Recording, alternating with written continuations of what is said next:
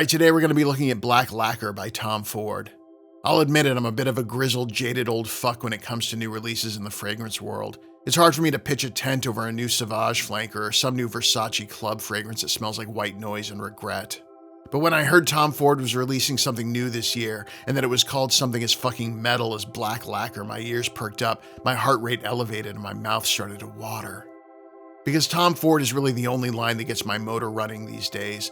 Bold, unique, and taking the kind of risks that were more associated with Evel Knievel in the 1970s, fueled by a case of Miller High Life, a mountain of high-grade coke, and enough body hair to choke a Wookiee.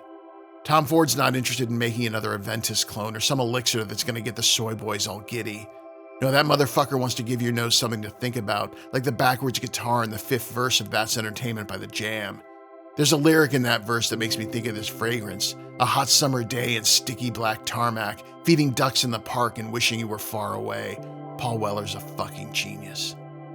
Black Lacquer opens stronger than pretty much anything I've ever worn before. Ink, vinyl, black pepper, and rum notes assault your senses like that sticky black tarmac that Paul Weller was singing about. It's a beast of an open that announces itself with the confidence of a Trump supporter trying to explain tariffs, but getting it so very wrong. The middle doesn't take his foot off the gas even for a second. Instead, it amps things up with elemi, peony, and apricot, as well as a deep, dark ebony wood note that adds an incredible smoky incense feeling to it all. It feels like you're wandering through a late-night market in some small Chinese province, searching for the perfect bowl of spicy noodles, or maybe your next fix to take the edge off. Finally, the bass pulls the ripcord with a strong hit of Old Bantam that gives it a slightly balsamic green woods feel. It gives you a second to catch your breath and admire the ride as you float back down to earth.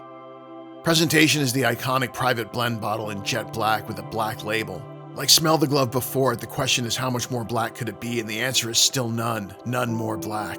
The atomizer muscles through this thick, inky fragrance and gives you a strong, wide spray. Longevity is right where you want it. 8 to 9 hours of strong projection for the first 2 hours. No one's gonna miss this when you wear it. Is this gonna get you compliments? You don't wear a Tom Ford fragrance to get compliments. You wear it because you're confident enough to wear what you like, and anyone who has a problem with that can seriously just go fuck themselves.